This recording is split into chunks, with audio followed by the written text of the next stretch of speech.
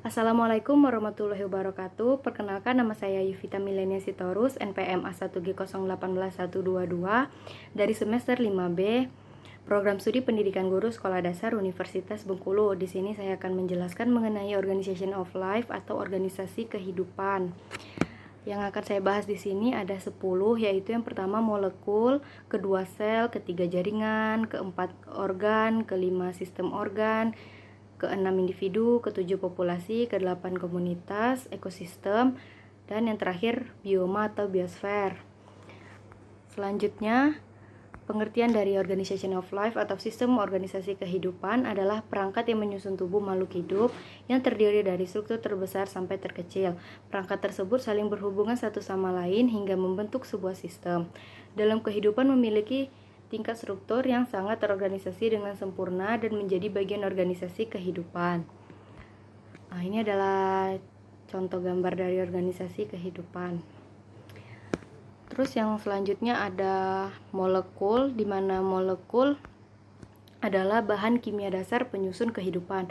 Molekul mengalami kondensasi atau jenis reaksi kimia di mana molekul kecil berkumpul untuk membentuk molekul tunggal yang besar, sehingga membentuk asam amino, substansi kehidupan yang akan membantu menjadi sel.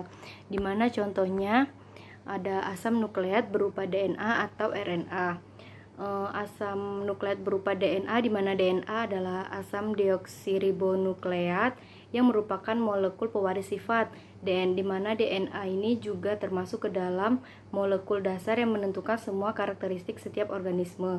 Artinya, tiap organisme pasti memiliki DNA, sedangkan RNA atau asam ribonukleat merupakan bahan genetis yang dibentuk oleh DNA serta tersusun atas molekul gula, ribosa, gugus fosfat, dan juga asam nitrogen yang memiliki fungsi sebagai unsur pembawa genetis dan juga mengatur aktivitas sel. Oh, ini gambarnya. Selanjutnya yang kedua ada sel, di mana sel merupakan bagian struktural dan fungsional terkecil dari makhluk hidup, di mana berbagai jenis molekul yang saling berkaitan dan membentuk organel sel yang memerankan fungsi masing-masing untuk melakukan aktivitas metabolisme sebagai ciri dari sebuah kehidupan. Contohnya di sini sel eukariot dan sel prokariot. Sel eukariot ini adalah sel yang memiliki membran inti sehingga terjadi pemisahan antara inti sel dan sitoplasma. Makhluk hidup yang mempunyai struktur sel ini adalah hewan dan tumbuhan. Selain itu juga terdapat pada jamur. Sedangkan sel prokariot adalah sel tanpa membran inti. Makhluk hidup yang mempunyai sel ini adalah golongan bakteri. Yang ketiga ada jaringan, di mana jaringan adalah kelompok sel yang sejenis, memiliki bentuk dan fungsi yang sama dalam tubuh makhluk hidup multiseluler. Contohnya di sini jaringan pada hewan. Kalau jaringan pada hewan itu ada jaringan epitel, jaringan otot, jaringan tulang. Sedangkan pada jaringan pada tumbuhan itu ada jaringan epidermis, jaringan meristem, dan jaringan pengangkut. Itu adalah gambar dari jaringan manusia dan hewan. Yang pertama ada jaringan ikat, jaringan epitel, jaringan otot, dan jaringan saraf. Yang keempat ada organ, di mana organ merupakan sekumpulan beberapa jaringan yang berbeda dan bekerja sama untuk melakukan fungsi-fungsi tertentu. Contohnya di sini organ pada tumbuhan yang terdapat pada gambar tersebut seperti akar, batang, buah, daun, dan bunga. Sedangkan organ pada hewan itu ada jantung, paru-paru, pankreas, mata, dan pernafasan. Selanjutnya ada sistem organ. Sistem organ merupakan sekumpulan dari berbagai organ yang saling tersusun, membentuk sistem tertentu dan saling berinteraksi.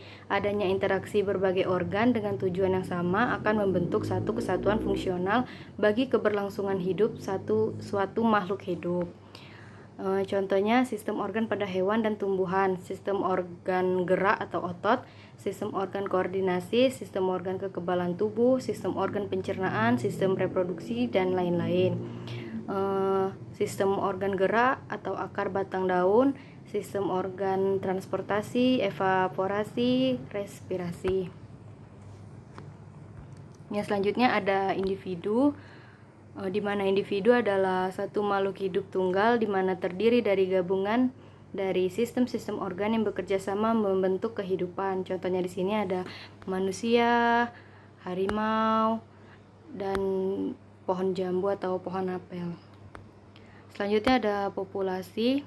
Populasi terbentuk atas spesies atau individu yang sejenis. Populasi adalah kumpulan dari individu suatu spesies yang hidup dari suatu tempat dan waktu tertentu. Contohnya di sini ada sekumpulan semut dan sekumpulan padi di sawah, atau banyak yang lainnya. Yang kedelapan ada komunitas. Komunitas terbentuk oleh semua jenis makhluk hidup di daerah tertentu. Komunitas adalah seluruh makhluk hidup yang hidup di suatu daerah atau kawasan tertentu.